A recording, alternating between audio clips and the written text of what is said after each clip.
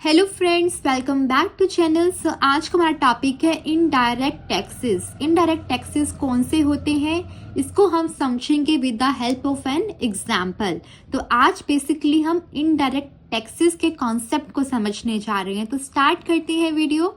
Indirect taxes कौन से taxes होते हैं? Indirect taxes are those whose burden can be shifted to others।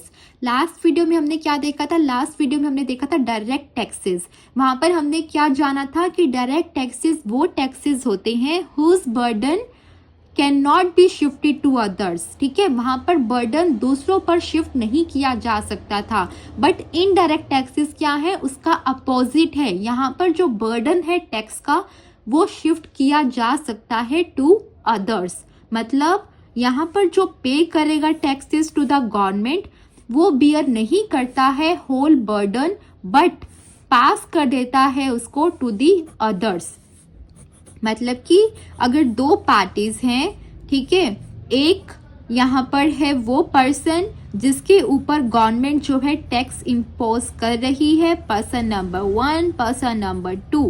ठीक है, गवर्नमेंट है, गवर्नमेंट ने टैक्स इम्पोज किया इसके ऊपर, और जो टैक्स की एक्चुअल जो फाइनल बर्डन जिसने बियर किया वो बियर किया पर्सन 2 ने। मतलब कि इसने जो है अपनी जेब से पैसा निकाला, इसको दिया, और फिर इस पर्सन ने गवर्नमेंट को दिया। ठीक है, तो यहाँ पर क्या हुआ कि जो बर्डन था टैक्स की पेमेंट का वो पास कर दिया गया to the others.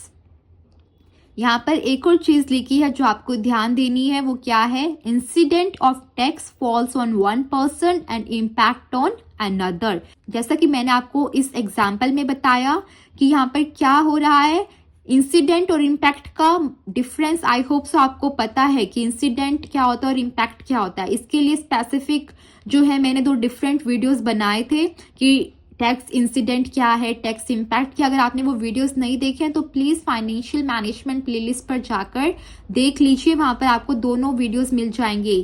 Tax impact हमारा इनिशियल बर्डन होता है टैक्स का, और इंसिडेंट जो है अल्टीमेट बर्डन होता है। ठीक है, तो यहाँ पर जो इनिशियल बर्डन है वो पर्सन 1 बियर कर रहा है, और जो फाइनल बर्डन है वो पर्सन 2 बियर कर रहा है। ठीक है, तो जब टैक्स इंसिडेंट और टैक्स इम्पैक्ट दोनों जो है डिफरेंट पर्संस को अफेक्ट करते हैं, तब होता है हमारा इनडायरेक्ट टैक्सेस।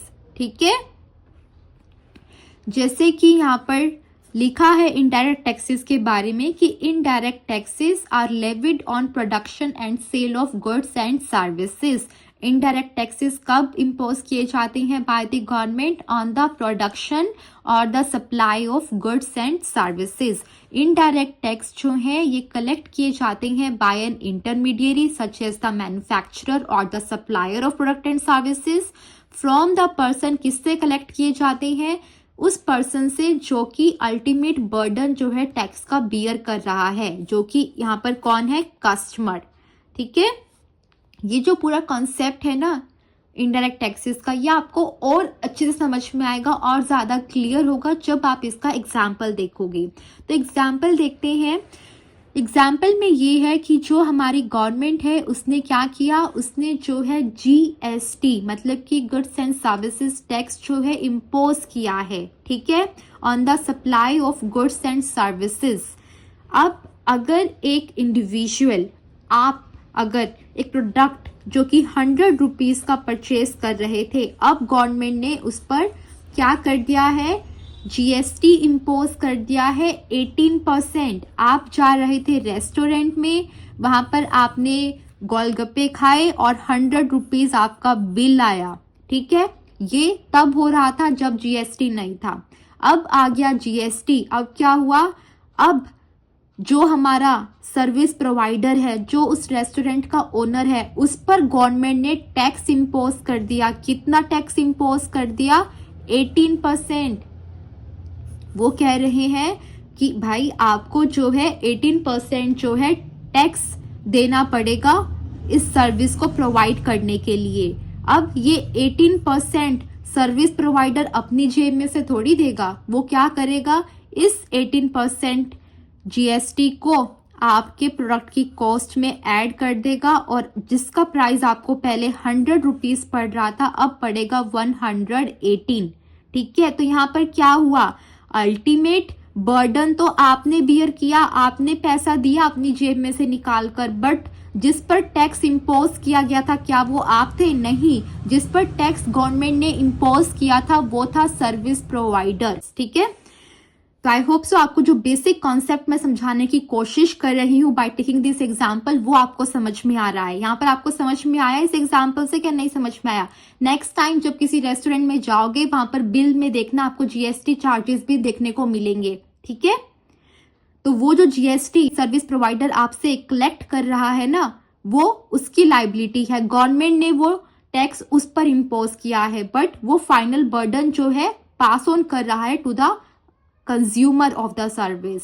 ठीक है, तो ये था हमारा एग्जांपल इनडायरेक्ट टैक्सेस का, जहां पर इनिशियल बर्डन और फाइनल बर्डन दो डिफरेंट पर्संस को अफेक्ट कर रहा है। यहाँ पर एक डायग्राम की फॉर्म में भी मैं आपको ये समझा देती हूँ। जैसे कि यहाँ पर आपको दिख रहा है क्या है, यहाँ पर 3 पार्टीज इन्वॉल्व हैं, मतलब कि गवर्नमेंट और कंज्यूमर नहीं बल्कि एक थर्ड पार्टी भी है यहाँ पर, जिसे हम बोल रहे हैं इंटरमीडियरी। वो इंटरमीडियरी कौन है? वो है मैन्युफैक्चरर या फिर supplier of the goods and services. वो कलेक्शन कर रहा है टैक्स की फ्रॉम द कंज्यूमर, और कंज्यूमर है ultimate bearer of the tax burden. ठीक है, गवर्नमेंट ने टैक्स इम्पोज किया, गवर्नमेंट ने जीएसटी इम्पोज किया ऑन द डीलर और द रिटेलर, और इस डीलर और रिटेलर ने क्या किया, टैक्स बर्डन को पास ऑन कर दिया टू द कंज्यूमर। अब कंज्यूमर से पेमेंट कलेक्ट की जा रही है और किसको रेमिट की जा रही है? रेमिट की जा रही है टू द गवर्नमेंट। तो ये था हमारा concept of indirect taxes. I hope so आपको समझ में आया होगा।